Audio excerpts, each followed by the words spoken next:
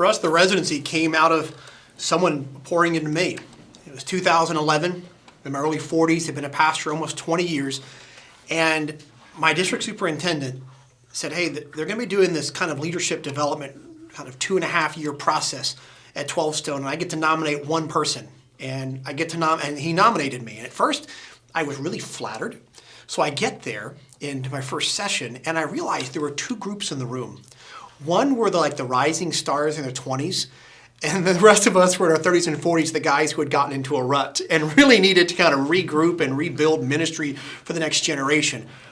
Over the next 2.5 years, once you get humbled a bit on that, then you can embrace it. Hey, this is fantastic.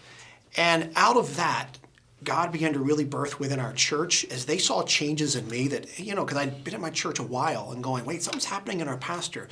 And began to realize that not only do we want to help pastors who could get in a rut partway through the journey, but what if we could do a better job of helping them on the front end to develop life practices and processes to be lifelong learners who'd be effective?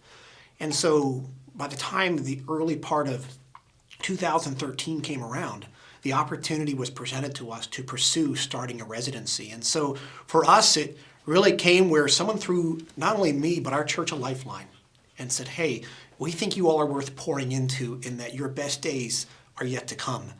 And it really instilled in us that we can look at the younger generation and say, you know what?